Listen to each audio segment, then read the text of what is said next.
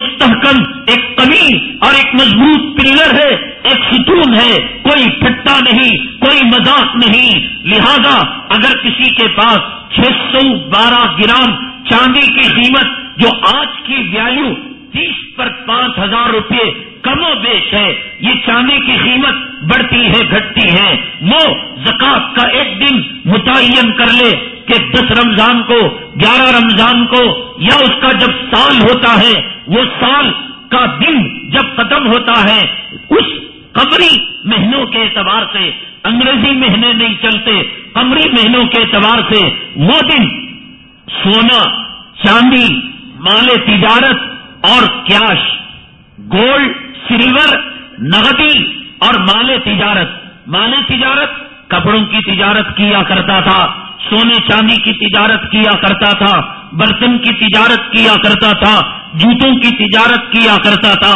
جس چیز کی جو آدمی زمین کی تجارت کر رہا ہے، اس دن زمین کی ویلیو اس کو لگانی پڑے گی. تو مال تجارت کی ویلیو کیش، سونا اور چاندی، اور شریعت نے اتنی آسانی رکھی، یہ نہیں کہا کہ آج مال آ گیا زکوٰۃ نکال دو، آج جو ہے روپیہ پیسہ آ گیا زکوٰۃ نکال دو. شریعت نے کہا 1 سال اس پر بیتے گا، 1 سال کے اندر جو کھایا، جو پیا، جو حج کو گئے، جو بیٹی کی شادی کی، جو گھر کی تعمیر کی، جو زمین اپنے لیے خریدی، جو باغ اپنے لیے خریدا، جو کار اپنے لیے خریدی، جو اسکوٹر اپنے لیے خریدا، جو بچوں کو ڈونیشن دیا، ایڈمیشن دیا، اسکول کی فیس دی اور بیوی کے لیے کپڑا لیا، دوا دارو کیا، سب معاف ہے. اگر کوئی آدمی 10 رمضان کو 11 رمضان کو اسے زکوٰۃ دینا ہے اور 9 رمضان کو اس نے سارا مال خرچ کر دیا یا اللہ کے راستے میں دے دیا یا شادی کر دی بیٹے کی، شریعت اتنی آسان ہے، یہ نہیں کہتی کہ تم زکوٰۃ سے بچنے کے لیے تم نے ہیلے کو تلاش کر لیا. شریعت کہتی ہے آج کے دن زکوٰۃ دینا تھا، کل تمہارا مال خرچ ہو گیا، ضائع ہو گیا، جل گیا، خرچ کر دیا، چلو تم پر سے زکوٰۃ معاف ہے. اور صرف 4 چیزوں پر خاص اپارٹمنٹ ہے، کروڑوں کا، ایکڑوں کی زمین ہے، تجارت کے لیے نہیں، اپنے لیے ہیرے ہیں، جواہرات ہیں، کپڑے ہیں، سوٹ ہے، فریج ہے، قالین ہے، کرائے کے مکانات ہیں اور باغات ہیں، کار ہے، بنگلہ ہے، کوٹھی ہے، کسی پر زکوٰۃ نہیں ہے، کسی پر زکوٰۃ نہیں. پالتو مرغیاں ہیں، پالتو گائے ہے، بھینس ہے اور دودھ دینے والے جانور ہیں، مرغیاں انڈا دینے والی ہیں. مزے کرو صاحب. 4 چیزیں، ایک نقدی یعنی کیش پیسہ، اور دوسرا سونا، تیسرا چاندی، چوتھا مال تجارت.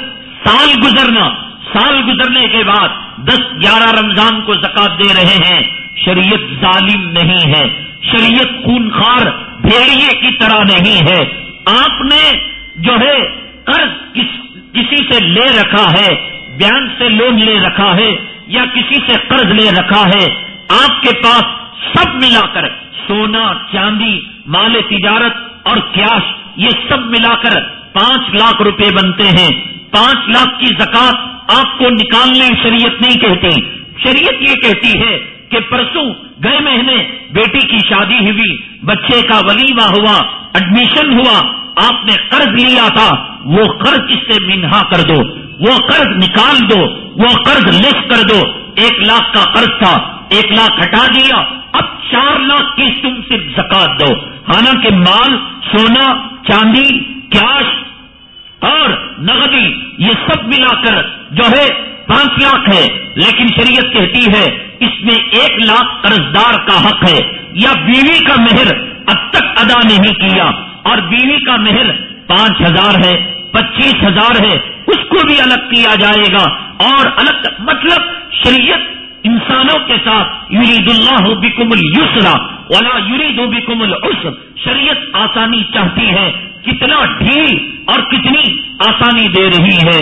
کسی کے پاس لیت کی مشینیں ہیں، اس پر زکات نہیں ہے، اور کوئی ٹیکسی بھاڑے پر چھوڑ رکھا ہے، کرائے پر آٹو دے رکھا ہے، آٹو پر زکات نہیں، ٹیکسی پر زکات نہیں، عمارت پر زکات نہیں، زمین پر زکات نہیں۔ ہاں اگر کوئی بروکری کرتا ہے، کار لے کر کار بیچتا ہے، اسکوٹر لے کر اسکوٹر بیچتا ہے، ڈیلر ہے، دلال ہے، ایجنٹ ہے، اور اس نے اس کو خرید لیا ہے، تو اگر اس پر زکات فرض ہے تو جس دن زکات اس کو دینی ہے اس وقت اس کی ملکیت کے اندر کتنی کاریں تھیں اور کتنے اسکوٹر تھے یا زمین تھی، ویلیو لگا کر اس کی زکات اس کو نکالنی پڑے گی۔ اور اگر اپنے استعمال کے لیے، بیٹی کے لیے، بیٹے کے لیے، باپ کے لیے، بھائی کے لیے، بہن کے لیے ایک گھر کے اندر 10 گاڑیاں ہیں، ان پر زکات نہیں، بس یہ 4 چیزیں ہیں، اور وہ بھی ہولانِ ہول، سال کا گزرنا اور پھر اس میں سے قرض نکالنا۔ اور یاد رکھیے گا، اور ہر سال ماہ رمضان میں زکات کا عنوان آتا ہے، ہم کہتے ہیں اور ہم سمجھاتے ہیں، ہم ضمیروں کو جھنجھوڑتے ہیں، اور جب زکات کی بات آتی ہے، زکات وہ نکالے جس کے پاس کار ہو، جس کے پاس بنگلہ ہو، اور جس کے پاس کوٹھی ہو، اور جس کے پاس عمارت ہو، کروڑ پتی ہو، لکھ پتی ہو۔ میں نے بتایا زکات فرض کس پر ہوتی ہے، کیا معیار ہے شریعت میں زکات کے فرض ہونے کا؟ کیا بنگلہ رکھنا، اپارٹمنٹ رکھنا، سرکاری کتے بننا، نوکری کرنا اور بڑی بڑی تنخواہیں لینا؟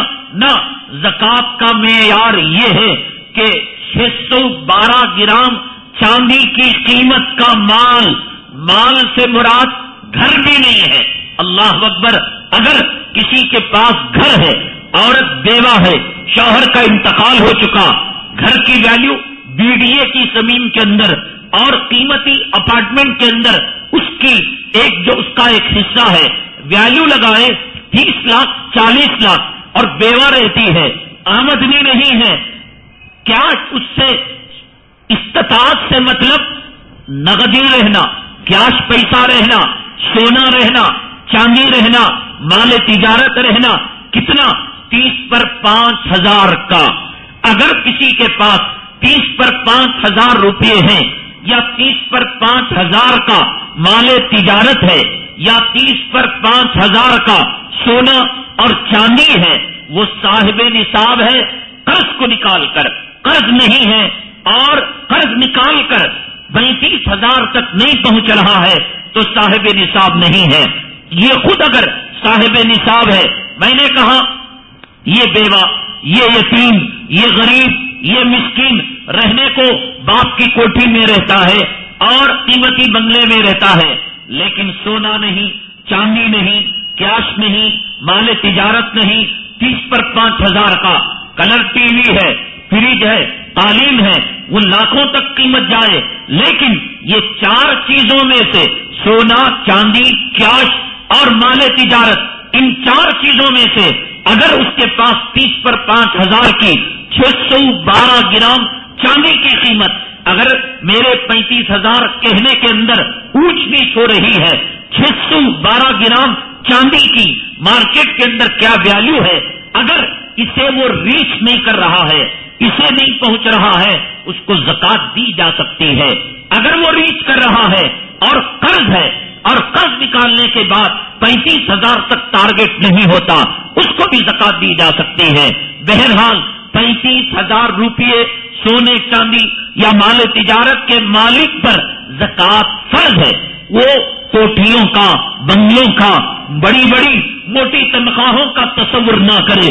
35,000 آج کیا ویلیو ہے، 35,000 کی آج کیا قدر و قیمت ہے کہ اگر ایک غریب ہے، اس غریب کی عورت کے پر جو سونا اور چاندی ہے، کیا وہ 35,000 کا نہیں ہے؟ یقیناً کبھی جو ہے 35,000 تک پہنچ جاتا ہے۔ یہ صاحب نصاب ہیں، یہ صاحب حیثیت ہیں، یہ خود زکات نکالنا ہے۔ ان کو زکات دینے سے زکات ادا نہیں ہوتی۔